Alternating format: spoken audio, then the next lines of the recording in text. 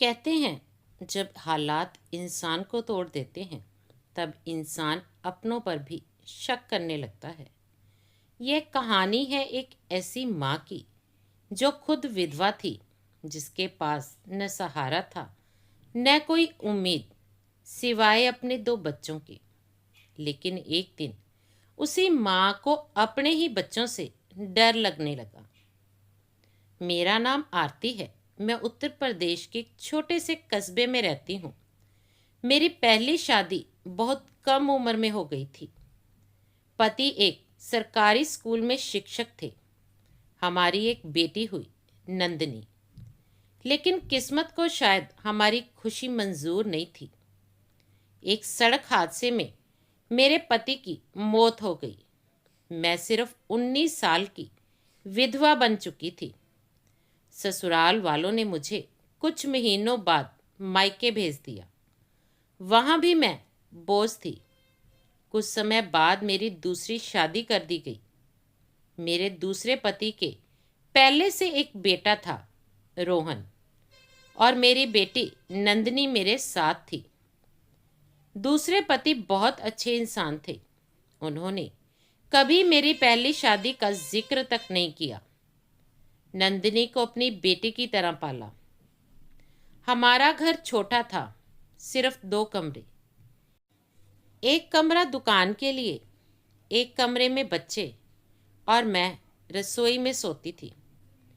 कुछ साल सब ठीक चलता रहा, लेकिन फिर मेरे दूसरे पति भी बीमारी से चल बसे। अब मैं फिर से विधवा थी। घर में सिर्फ मैं, मेरी बेटी नंदनी जो कि 16 साल की थी, और सौतेला बेटा रोहन जो कि 17 साल का था। घर की हालत खराब थी। दुकान से ज़्यादा कमाई नहीं होती थी। मजबूरी में दोनों बच्चे एक ही कमरे में सोते थे। शुरुआत में सब सामान्य था, लेकिन कुछ दिनों बाद मैंने अजीब बातें नोटिस करनी शुरू की। नंदनी सुबह उठते ही बिस्तर की चादर बदल देती, चुपचाप चादर धोती और मुझे देखने नहीं देती। कई बार वो बेहोश भी हो जाती। डॉक्टर बोले, लड़की बहुत कमज़ोर है, आराम कराइए। लेकिन सवाल ये था, वो कमज़ोर क्यों हो रही थी? एक माँ का दिल सब समझता है। मेरे मन में डर बैठने लगा। मैंने खुद से पूछा, क्या मेरी मजबूरी मेरे बच्चों के लिए खतरा बन रही है? मैं सोचना नहीं चाहती थी, लेकिन दिमाग वही जाता था। रोहन और नंदनी खून के रिश्ते से भाई बहन नहीं थे, और वही बात मेरे दिल को डराने लगी। एक रात मैं जाग गई। बच्चों के कमरे की लाइट जल रही थी। दरवाज़ा अंदर से बंद था। मैंने दस्तक दी, कोई जवाब नहीं। काफ़ी देर बाद दरवाज़ा खुला। दोनों घबराए हुए थे। मैं कुछ कह नहीं पाई, लेकिन उस रात मैं सो नहीं सकी।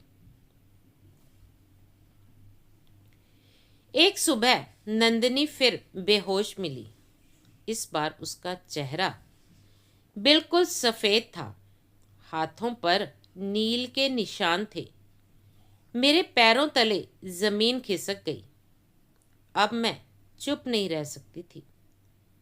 एक दिन रोहन घर पर नहीं था। मैंने मौका देखकर बिस्तर की चादर उठा ली। जब मैंने उसे ध्यान से देखा, मेरी सांस रुक गई। पूरी चादर पर छोटे छोटे सफ़ेद बाल चिपके थे। मेरे दिमाग में हजारों गलत ख्याल आने लगे। मैं कांप रही थी। तभी नंदनी कमरे में आई। उसकी आंखों में डर था। नंदनी रोते हुए बोली, माँ, आप जैसा सोच रही हैं वैसा कुछ भी नहीं है। उसने बताया, रोहन के दोस्त के पास नवजात बिल्ली के बच्चे थे। उन्हें संभालने के लिए हमें 1000 रुपये रोज मिलते थे। रात में रोहन काम करता दिन में मैं, लेकिन मुझे नहीं पता था कि मुझे बिल्लियों से एलर्जी है। इसीलिए मैं बेहोश होती थी, इसीलिए चादर धोती थी, इसीलिए दवाइयाँ लेती थी। रोहन बस घर की हालत सुधारना चाहता था। मैं फूट फूट कर रो पड़ी। मैंने अपने ही बच्चों पर इतना बड़ा शक कर लिया था, जिन्होंने मेरी इज्जत बचाने के लिए सच्चाई छुपाई। उन्हीं पर मैं शक करती रही। कुछ महीनों में हमने घर की मुरम्मत करवा ली। नंदनी पढ़ने लगी। रोहन ने बेहतर नौकरी पकड़ ली।